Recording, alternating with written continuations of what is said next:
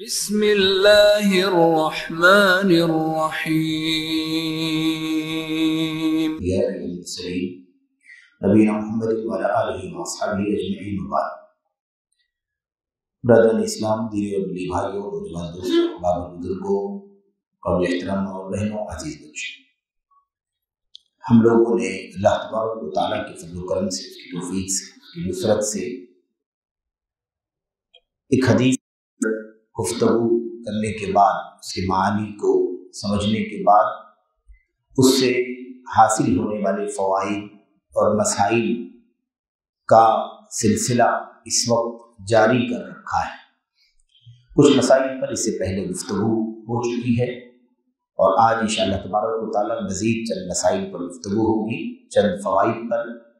آج کا درس مختصر ہوگا اور انشاءاللہ تبارک و تعالیٰ ہم تھوڑی ہی دیر میں اس درس سے فارغ ہوں گے۔ ہم لوگوں نے 4 خصوصیات سے متعلق نبی کریم صلی اللہ علیہ وسلم کی جو حدیث پڑھی ہے، جن صفات کے لوگ بلا حساب و عذاب جنت میں داخل ہوں گے، اس میں ایک مسئلہ جو ہمارے سامنے اس حدیث میں آتا ہے وہ یہ ہے کہ حضرت موسیٰ علیہ السلام کی فضیلت اور آپ قوم کی فضیلت کا پتہ چلتا ہے۔ اللہ کے نبی علیہ السلام کے سامنے جب قومیں پیش کی گئی تھیں، امتیں، تو ان میں سے ایک قوم بہت بڑی تعداد میں پیش کی گئی تھی اور اللہ کے نبی علیہ السلام نے پہلے فرمایا یہ میری امت کے لوگ ہیں، تو آپ کو بتلایا گیا کہ نہیں، یہ آپ کی امت کے لوگ نہیں ہیں، بلکہ یہ موسیٰ علیہ السلام اور آپ کی قوم ہے۔ تو یہ حضرت موسیٰ علیہ السلام کی قوم اور آپ کی فضیلت ہے اس بات میں۔ کیوں؟ اس لیے کہ 2 بڑی تعداد کی امتیں اللہ کے نبی علیہ السلام کے سامنے پیش کی گئی، اس میں سے ایک امت تو آپ ہی کی امت تھی اور دوسری جو بڑی امت تھی جس کو اللہ کے نبی علیہ السلام نے اپنی امت سمجھا، وہ حضرت موسیٰ علیہ السلام اور آپ کی قوم تھی۔ تو اس سے پتہ چلتا ہے کہ ہماری امت کی تعداد تو سب سے زیادہ ہوگی اور اس کے بعد جو بڑی تعداد کسی نبی کی امت یا کسی نبی کی قوم کے لوگوں کی ہوگی، وہ حضرت موسیٰ علیہ السلام ہیں اور آپ کی قوم۔ تو اس سے حضرت موسیٰ علیہ السلام کی قوم کا اور آپ کی فضیلت کی، آپ کی اور آپ کی قوم کی فضیلت کا پتہ چلتا ہے۔ انبیاء علیہ السلام کے سلسلے میں ہمارا یہ ایمان ہے، ہمارا یہ عقیدہ ہے کہ تمام انبیاء اور رسول علیہ السلام اللہ تبارک و تعالیٰ کی طرف سے بھیجے گئے سچے رسول ہیں۔ انہوں نے اپنی ذمہ داریاں جو اللہ تعالیٰ نے ان پر عائد کی تھیں، ان ذمہ داریوں کو بلا کم و کاست، بلا کسی کمی کے، کوتاہی کے، پوری امانت داری کے ساتھ، دیانت داری کے ساتھ، اخلاص کے ساتھ بھرپور پہنچا دیا۔ کسی نے کسی بھی طرح کی کوئی کمی نہیں کی۔ یہ ہمارا ایمان ہونا چاہیے۔ کسی بھی نبی کے سلسلے میں ادنا سا معمولی سا بھی اس انداز کا کوئی عقیدہ یا نظریہ رکھنا جس سے اس نبی کی شان میں کمی آتی ہو، تنقیص ہوتی ہو، دراصل تمام انبیاء علیہ السلام کی تنقیص اور توہین ہے۔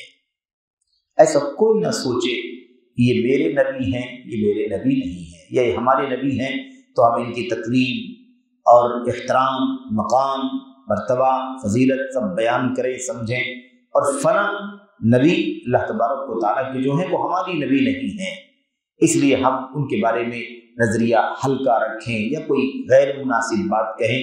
اس طرح کا سرے سے بھی کوئی شائبہ نہیں ہونا چاہیے۔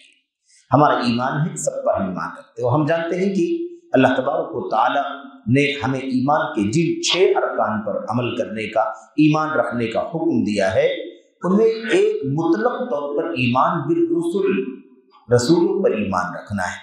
اب رسولوں پر ایمان رکھنا ہے تو بلا کسی استثناء کے اور بلا کسی اس اعتبار سے کہ ہم تفریق کریں۔ یہود، نصارہ، اہل کتاب کے بارے میں آپ جانتے ہیں کہ اللہ تبارک و تعالیٰ نے ان کا عقیدہ نظریہ کیا تھا اسے بیان کیا ہے، اور اس کا خلاصہ یہ ہے کہ وہ کہتے تھے کہ ہم اپنے نبی پر ایمان لائے ہیں، اپنے اوپر اترنے والی کتاب پر، تورات پر ایمان لائے ہیں۔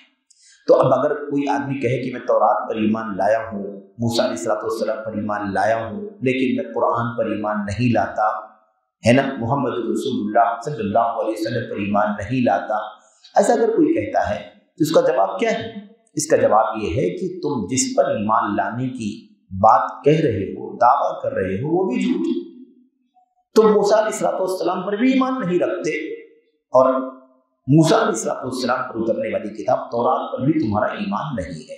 یہ دعویٰ جھوٹا ہے کہ میں اس کو مانتا ہوں، اس کو مانتا ہوں، کیونکہ ایک کو ماننے سے سب کا ماننا ضروری ہے، اور ایک کے انکار سے سب کا انکار لازم آتا ہے۔ قرآن کریم کو نہیں مانتا، ایمان نہیں رکھتا، تورات کو مانتا ہے، تورات کو کیسے مان سکتا ہے؟ اسی تورات میں قرآن کریم کا، اللہ تبارک و تعالیٰ کے کلام کا، نبی کریم صلی اللہ علیہ وسلم کی بعثت کا، آپ کے صفات کا، آپ کی خوبیوں کا، آپ کی شمائل کا، آپ کے حلیے کا، آپ کے ناک نقشے کا، وضاحت کا ذکر کیا گیا ہے۔ تو کیسے وہ شخص اپنے آپ کو موسیٰ علیہ السلام پر ایمان رکھنے والا اور تورات پر ایمان رکھنے والا کہہ سکتا ہے، جب اسی کے اندر بتائی گئی باتوں پر ایمان رکھنے کے لیے وہ راضی؟ تو ایک کا انکار سب کا انکار ہے، خواہ وہ کتاب پر ایمان کا انکار ہو یا کسی نبی صلی اللہ علیہ وسلم، کسی اللہ تبارک و تعالیٰ کے برگزیدہ نبی کے پر ایمان لانے، اور بقیہ کسی پر ایمان نہ لانے کی بات کرتا ہو، تو یہ لازم ملزوم ہے۔ اچھا، تو یہ چیز ہمارے ایمان و عقیدے کا بنیادی حصہ ہے۔ ایسے ہی جو اور مسائل جن کا پتہ چلتا ہے اس حدیث سے، آپ کے علم میں ہے کہ غالباً یہ 22-23 مسائل ہیں جو ہمیں اس حدیث سے معلوم ہوتے ہیں، اور ہم نے اس میں سے تقریباً آدھے مسائل، 12 مسائل پڑھ لیے ہیں۔ 13واں مسئلہ جو ہے، 13واں مسئلہ وہ ہے اس امت کی فضیلت۔ یہ امت، جس امت کے ہم افراد ہیں، اللہ تبارک و تعالیٰ نے ہمیں الگ خصوصیت سے نوازا ہے، الگ فضائل سے نوازا ہے۔ یہ اس کا موقع تو نہیں ہے کہ ہم اس موضوع میں داخل ہوں اور کوئی لمبی گفتگو کریں، لیکن ایک دو باتوں کی طرف اشارہ کر دینا مناسب ہوگا۔ تو اس امت کی فضیلت، اور یہ بھی ساتھ ساتھ کہ سارے انبیاء علیہ السلام اور ان کی امتوں کے مقابلے میں ہماری اس امت یعنی نبی کریم صلی اللہ علیہ وسلم کی اس امت کی تعداد سب سے زیادہ ہوگی۔ کسی نبی کے سب سے زیادہ اگر پیروکار ہوں گے، متبعین ہوں گے، تو وہ محمد رسول اللہ صلی اللہ علیہ وسلم کی امت کے لوگ ہوں گے، اور وہ ہم ہیں۔ تو ہمیں ایک فضیلت یہ حاصل ہے کہ ہم بہت بڑی تعداد میں ہوں گے، سب سے بڑی تعداد میں۔ آپ نے کئی جگہ اس بات کو بیان فرمایا ہے، ارجو ان اکون اکثرهم تابعا یوم القیامہ۔ مجھے اللہ تبارک و تعالیٰ کی ذات سے امید ہے یعنی یقین ہے کہ میں کل قیامت کے دن سارے نبیوں کی امتوں کے مقابلے میں سب سے زیادہ پیروکاروں والا ہوگا، یعنی میری امت کے لوگوں کی تعداد ساری امتوں سے زیادہ ہوگی۔ تو کثرت، اس امت کی فضیلت اللہ کے نبی علیہ السلام نے اپنی حدیث میں بیان فرمایا۔ اچھا، اس امت کی اور بہت ساری فضیلتیں ہیں، بہت ساری خصوصیات ہیں۔ مثال کے طور پر، بطور مثال 1-2 باتیں، 3 باتیں، اللہ کے نبی علیہ السلام نے کیا فرمایا؟ کنتم خیر امہ، تم سب سے بہتر امت ہو، تم سب سے بہتر امت ہو۔ ظاہر ہے کہ کسی بھی امت کی بھلائی، بہتری، خیریت کی اگر گواہی ہے یا اللہ تبارک و تعالیٰ کی طرف سے اعلان ہے، تو خیریت اور اونچے مقام کو پانے کے لیے بہت ساری شرطیں بھی مطلوب ہیں، بہت سارے تقاضے مطلوب ہیں، ان تقاضوں کو پورا کرنا بھی ضروری ہے۔ اس لیے اللہ کے نبی اللہ تبارک و تعالیٰ نے فرمایا کنتم خیر امت اخرجت للناس، تم لوگوں کے لیے برپا کی جانے والی سب سے بہترین امت، اور تمہاری یہ خصوصیات ہیں، تم بھلائی کا حکم دیتے ہو، برائی سے روکتے ہو، منکر سے منع کرتے ہو، معروف کا حکم دیتے ہو، اور اللہ تبارک و تعالیٰ پر ایمان رکھتے ہو۔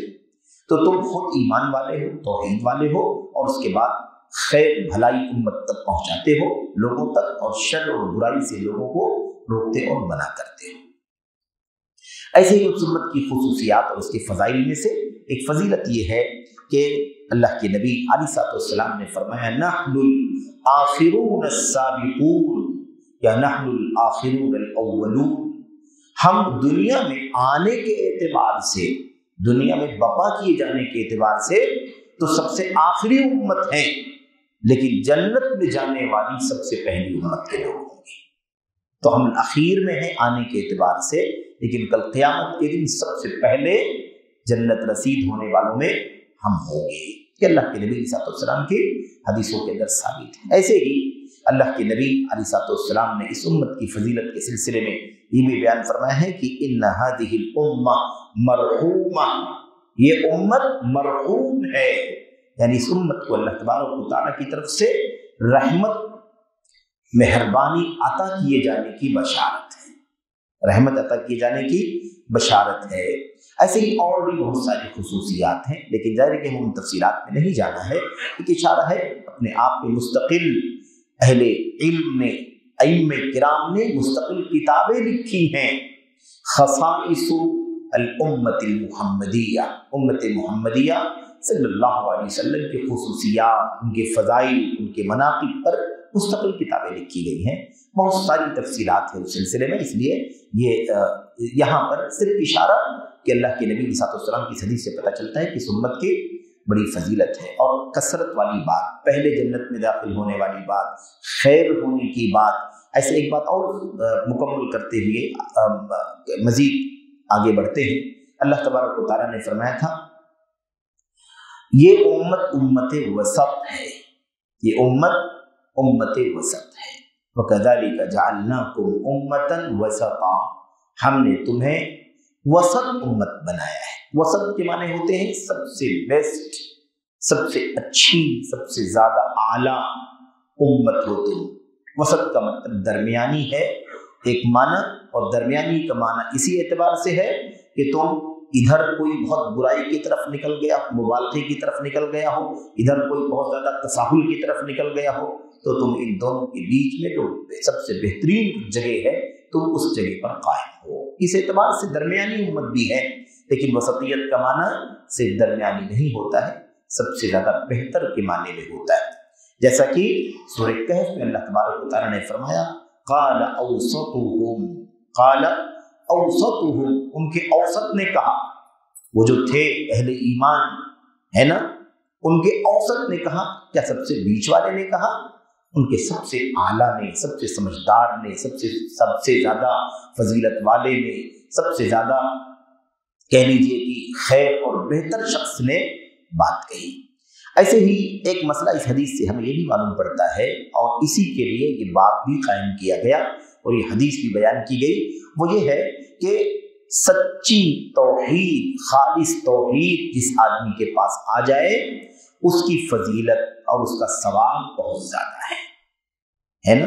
تحقیق التوحید، توحید کو خالص کرنا، توحید کو خالص کرنا، حقیقی توحید زندگی میں لانا، حقیقی توحید کا عقیدہ، حقیقی توحید پر عمل، حقیقی توحید کا مطلب اس کے تقاضوں کو پورا کر کے جتنی بھی چیزیں ادنا ادنا باریک باریک بھی توحید کے خلاف ہیں ان تمام چیزوں سے اپنے آپ کو بچانا۔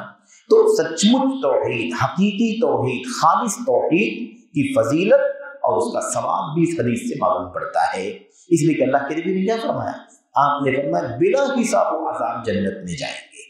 تو بلا حساب و عذاب کی بات کہنا کوئی معمولی بات ہے، اس کا مطلب یہ ہے کہ خالص توحید جس کے پاس ہے واقعی وہ بہت بڑی فضیلت والا ہے، جس کے پاس خالص توحید ہے، کسی ادنا سے ذرے کی بھی ملاوٹ اس کے اندر نہیں ہے، یعنی جس چیز کا جواز ہے، جس چیز کی گنجائش ہے اس سے بھی اپنے آپ کو اگر کوئی بچا رہا ہے تو اس کی توحید ایک دم کھری اور ایک دم خالص ہے، اور اس کا مقام، اس کا ثواب، اس کی فضیلت بہت زیادہ ہے، اس اعتبار سے کہ بلا حساب ولا عذاب ایسے توحید پرست، ایسے موحدین خلص جن کو کہا جاتا ہے، ایک دم خالص چنندہ موحدین جو ہے یہ بلا حساب و عذاب جنت میں جائیں گے۔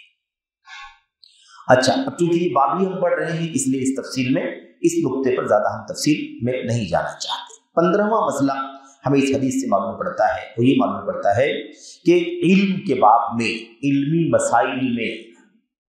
مسائل میں مناظرہ کرنا جائز ہے۔ اب مناظرے کا لفظ جب سنتے ہیں نا ہم، تو آج کل کا جو مناظرہ ہے وہ ہمارے اور آپ کے ذہنوں میں आ जाता है। ये नहीं है मुनाजरे का माना।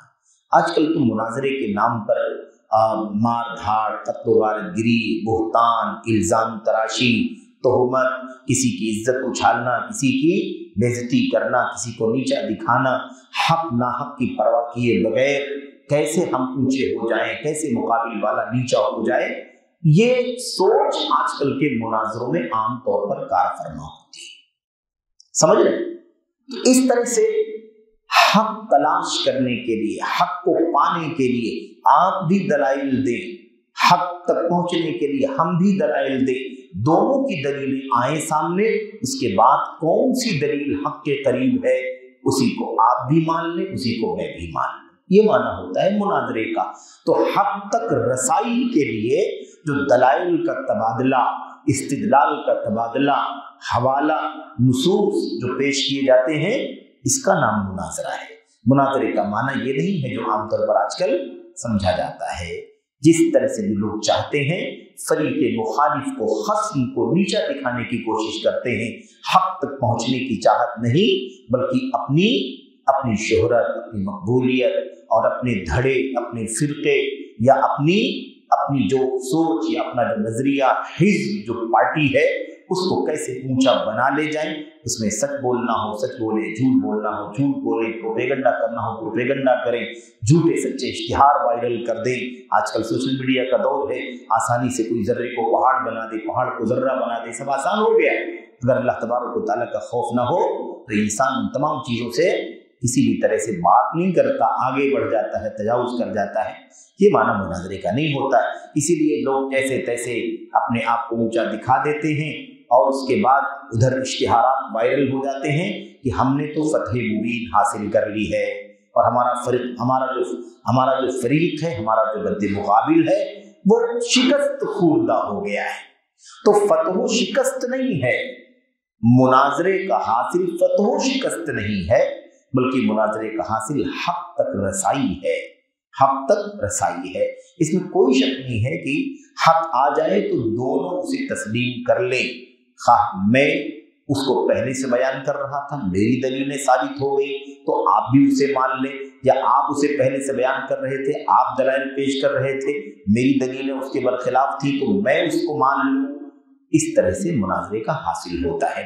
तो उस ज़माने में जब मुनाजरा जो हुआ करता था ना, अहले इल्म का, असलाफ का और पुराने अदवार में, तो उन तमाम चीज़ों में आमतौर पर हक रसाई, इमाम शाफी रहमतुल्लाह अलैह के बारे में उनका ये कौल मौजूद है कि जब भी मैंने किसी से मुनाजरा किया, किसी भी मसले में, किसी भी इशू में, मैंने अल्लाह तबारक व तआला से दुआ की कि अल्लाह अगर इसकी ज़बान से, यानी सामने वाले की ज़बान से हक निकलता है तो अल्लाह तबारक व तआला मुझे उसे कबूल करने की तौफीक दे, और अगर मेरी तरफ से हक आता है तो अल्लाह तबारक व तआला उसे कबूल करने की तौफीक अता फरमाए। इस तरह से ये मुनाजरों का हासिल हुआ करता था। ये कोई अपनी ज़ात और शख्सियत और हिज़्ब और पार्टी को बढ़ावा देने और उसकी शान ऊंची करने और दूसरे को हकीर साबित करने के लिए मुनाजरे नहीं हुआ करते थे और ना होना चाहिए। देख लो, ये हमारे सामने हदीस है नबी करीम सल्लल्लाहु अलैहि वसल्लम की, हमारे असलाफ हज़रत सहाबे किराम और ताबईन और तबे ताबईन सब का तज़किरा है इस हदीस के अंदर। मुनाजरा किसे कहते हैं, इसमें उसकी अमली तस्वीर मौजूद है। एक अमल किया, उन्होंने पूछा ये अमल किस दलील की बुनियाद पर आपने पेश किया, कि ये अमल आपने किस दलील की बुनियाद पर किया। उन्होंने अपनी दलील पेश की, उन्होंने उसके मुकाबले में कहा ठीक है आपने अच्छा किया, लेकिन एक और हदीस है, वो हदीस आपको बयान कर देते हैं। यानी गोया कि उधर से दलील पेश की गई, इधर से दलील पेश की गई, और उसके बाद जो असल नतीजा और हासिल है वो ये है कि आपने भी जो किया वो जवाज़ पर अमल किया, लेकिन मैं जो आपको बतला रहा हूँ ये तौहीद का सबसे आला दर्जा है, जिसकी बुनियाद पर आप बिला हिसाब व अज़ाब जन्नत में दाखिल होंगे। इस तरह से मुनाजरे होते हैं। खैर, तो ये साबित हो रहा है कि इल्म के मामले में मुनाजरा करना जायज़ है। ऐसे शरीयत के दलाइल और नुसूस में मुबाहसा, अब मुबाहसा का माना भी लोग उर्दू में अगर कहेंगे तो इसके मतलब क्या होता है, बहस, तकरार, झगड़ा, लेकिन मुबाहसा का माना अरबी में वो नहीं होता है। बहस के माने होते हैं जुस्तजू करना, तलाश करना, रिसर्च जिसको कहा जाता है, और जब उसको मुफाअलत में ले आए, बाहसा युबाहिसु मुबाहसा, तो उसका माना क्या होता है, اس کا معنی ہوتا ہے دونوں شریک ہو کر کے حق کی تلاش کریں. آپ بھی ہم بھی دونوں تلاش کرنے میں، ریسرچ کرنے میں شریک ہو جائیں. سب مل کر کے حق تلاش کریں، سب مل کر کے ریسرچ کریں تاکہ حق تک ہماری رسائی ہو جائے. یہ معنی ہوتا ہے مباحثے کا. آج تو مباحثے کا مطلب جھگڑا ہو، یہ معنی نہیں ہے. اچھا آگے دیکھیے کیا کہتے ہیں، للاستفادۃ و اظہار الحق. کیوں ہوتا ہے مناظرہ یا ایسے ہی مباحثہ؟ کس لیے ہوتا تھا؟ دو لفظ میں اس کی وضاحت ہے. للاستفادہ و کیا کہا، اظہار الحق. فائدہ اٹھانے کے لیے، علم حاصل ہو جائے، فائدہ مل جائے، آپ کو بھی فائدہ حاصل ہو جائے، مجھے بھی فائدہ حاصل ہو جائے. جب ہم مل کر کے تحقیق کریں گے، آپ بھی تلاش کریں ڈھونڈے دلیل، آپ بھی تلاش کریں ڈھونڈے دلیل، اس کے بعد سب کو سامنے لایا جائے اور ہم سب مل کر کے ان دلائل سے فائدہ اٹھا لیں. اور دوسری چیز، حق نمایاں ہو جائے. دونوں مسئلوں میں حق کیا ہے، حق کیا ہے، اور حق واضح ہو جائے. تو حق واضح ہو جانے کے بعد، ظاہر ہو جانے کے بعد آپ تسلیم کر لیں، میں تسلیم کر لوں، اس طرح سے یہ ہے مناظرے کا معنی. اس کے بعد 16واں مسئلہ ہمارے سامنے ہے، میں مختصر وضاحت کر رہا ہوں. 16واں مسئلہ ہے جو ہمیں اس حدیث سے معلوم پڑتا ہے، وہ یہ ہے کہ ہمارے جو اسلاف تھے، صحابہ کرام خاص طور پر پہلے نمبر پر، اور اس کے بعد تابعین، تبع تابعین، اور ان کے نقش قدم پر امت کے ائمہ محدثین، ائمہ فقہا یا ائمہ توحید اور اصول، سارے کے سارے ائمہ، اور خاص طور پر آغاز سلف صحابہ کرام، ان کا علم جو ہوتا تھا وہ بڑا گہرا ہوتا تھا. یہ بہت بڑا فرق ہے میرے بھائی. آپ سوچیں کہ ہمارے اسلاف کے علم میں کتنی گہرائی ہوتی تھی. ان کا علم بہت ڈیپ ہوا کرتا تھا، گہرائی ہوا کرتی تھی ان کے علم میں. اور ہمارا علم جو ہے وہ فسفسا ہے، کمزور ہے نا. اس میں کوئی گہرائی نہیں، اس میں کوئی باریکی نہیں ہے. صحابہ کا، سلف کا علم بہت گہرا ہوتا تھا. اور آج کل تو لوگوں نے علم کا معنی ہی بدل لیا. جو سب سے زیادہ لفاظی کر لے جائے، چرب زبانی کر لے جائے، وہ سب سے بڑا علم والا ہے. سمجھ لیں، ہمارے اسلاف کہا کرتے تھے علم کثرت کلام کا نام نہیں ہے. بہت زیادہ باتوں کا نام علم نہیں ہے. علم کس کا نام ہے؟ علم دلیلوں کا نام ہے، علم اصولوں کا نام ہے. بہت زیادہ کوئی آدمی لفاظی کرے، بہت زیادہ بولے، بہت زیادہ چرب زبانی کرے، اس کا نام علم نہیں ہے. کہ بہت زیادہ بولتا ہے تو زیادہ علم والا ہے. علم نام ہے دلیل کا. وہ 1 منٹ پہ بھی ہو سکتی، آدھے منٹ پہ بھی دلیل آ سکتی. جس کے پاس علم ہے، دلیل ہے، دلیل کا علم ہے، وہ دراصل کیا ہے؟ وہ دراصل علم والا ہے. ورنہ الفاظ اور اس کے کہہ لیجیے کہ پیچ و خم، اس کی باریکیاں اور اس کی کثرت، تعبیرات، الفاظ اور زبان، ان تمام چیزوں کا نام علم نہیں ہے. تو یہ چیز ہماری سمجھ میں آتی ہے کہ سلف صالحین کا علم کیا ہے؟ بہت گہرا ہوتا تھا. اور بہرحال بہت ساری باتیں میرے ذہن میں آ رہی ہیں، میں ان میں جاؤں گا تو وقت لمبا ہو جائے گا. سلف صالحین کا علم بہت گہرا تھا. امام خطیب بغدادی رحمۃ اللہ علیہ نے کتاب لکھی ہے، فضل علم السلف علی علم الخلف. فضل علم السلف علی علم الخلف. سلف کے علم کی فضیلت خلف کے علم کے اوپر. سلف کے علم کو فضیلت حاصل ہے خلف کے علم. خلف کون ہے؟ یہ بعد والے. سلف کون ہے؟ جو گزر چکے، اور خلف جو بعد میں. تو بعد میں آنے والے، پیچھے آنے والے، یعنی ہم لوگ یا اور ہمارے بعد بھی ابھی دنیا میں لوگ آنے والے، ان کے علم کے اوپر ان پرانے اسلاف کے علم کی فضیلت اور اس کی برتری. امام ابن القیم رحمۃ اللہ علیہ نے غالباً کہا ہے کہ سلف کے علم اور ہمارے خلف کے علم کے درمیان فرق یہ ہے کہ اسلاف کا جو علم تھا اس میں الفاظ کم تھے، معانی زیادہ تھے. اور آج کے لوگوں کا مسئلہ یہ ہے کہ الفاظ کی تو بھرمار کثرت ہے لیکن معانی بہت کم ہے. صفحات کے صفحات پڑھتے چلے جاؤ، گھنٹوں تقریریں سنتے چلے جاؤ، اور اس میں کوئی 2 منٹ کا بھی مضمون نہیں ملتا ہے، لیکن وہ مقبول ہے. پریزنٹیشن بہت اچھا ہے، مقبولیت. عام طور پر حالت یہ کتابیں لکھی جانے والی ہوں یا باتیں کہی گئی سنی جانے والی ہوں، دونوں میں یہ مسئلہ موجود ہے۔ تو اصل میں یہ پیمانے ہیں جو ہمارے اسلاف کے یہاں تھے اور آج ہمارے یہاں اس کے پیمانے ایسے بدل چکے ہیں۔ اچھا، اس کے بعد کیا کہتے ہیں؟ کہتے ہیں کہ اب یہ جو بات یہاں آئی نا کہ سلف صالحین کا علم بہت گہرا ہوتا تھا، یہ کیا بتانا چاہ رہے ہیں؟ سلف صالحین کے علم کی گہرائی اس طرح سے ثابت ہوتی ہے کہ جب اللہ کے نبی علیہ السلام نے فرمایا کہ میری امت کے 70,000 لوگ بلا حساب و عذاب جنت میں جائیں گے، تو اللہ کے نبی صلی اللہ علیہ وسلم نے کہ صحابہ نے اس بات کو اچھی طرح سے سمجھا، انہیں اچھی طرح سے اس کا علم تھا کہ یہ مقام ایسے تو نہیں سب کو مل جائے گا، جس کو مل رہا ہے واقعی کوئی بہت اہم خصوصیت اس کے اندر ہوگی یا چند اہم خصوصیات ہوں گی جس کی بنیاد پر ہی یہ مقام ان کو مل رہا ہوگا کچھ ایسا نہیں سمجھتے تھے۔ وہ کیسے سمجھتے تھے؟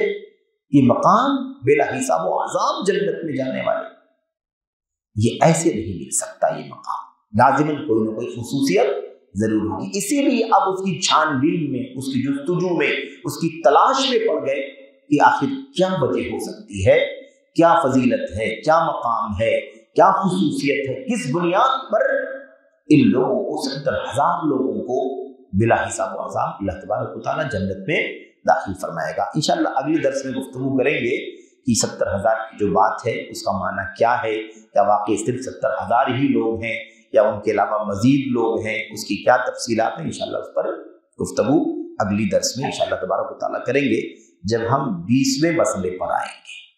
20ویں مسئلے پر آئیں گے تو اس پر انشاءاللہ گفتگو کریں گے۔ بہرحال آج کے لیے اسی پر اکتفا کرتے ہیں اور انشاءاللہ تبارک و تعالیٰ بقیہ باتیں اگلے درس میں ہوں گی۔ اللہ سے دعا کرتے ہیں کہ اللہ عز و جل ہمیں اللہ تبارک و تعالیٰ اپنی توحید کو اور توحید کی ضد شرک کو، اس کی تمام تر باریکیوں کو دلائل کے ساتھ، سلف امت کے حوالوں کے ساتھ پڑھنے اور سمجھنے کی توفیق عطا فرمائے، اور اللہ کے نبی علیہ السلام کی حدیثوں سے یا آیتوں سے یا سلف کے اقوال و آثار سے، موقوفات سے جو مسائل مستنبط ہوتے ہیں، جو اس سے فوائد حاصل ہوتے ہیں، اللہ تبارک و تعالیٰ ہمیں اسے پڑھنے اور سمجھنے کی توفیق عطا فرمائے، اور اللہ عز و جل ہمیں اور آپ کو اپنی زندگیوں میں اسے برتنے کی توفیق بخشے۔ آمین یا رب العالمین۔ وصلی اللہ وسلم وبارک علی نبینا محمد وعلی آلہ وصحبہ اجمعین۔ السلام علیکم ورحمۃ اللہ وبرکاتہ۔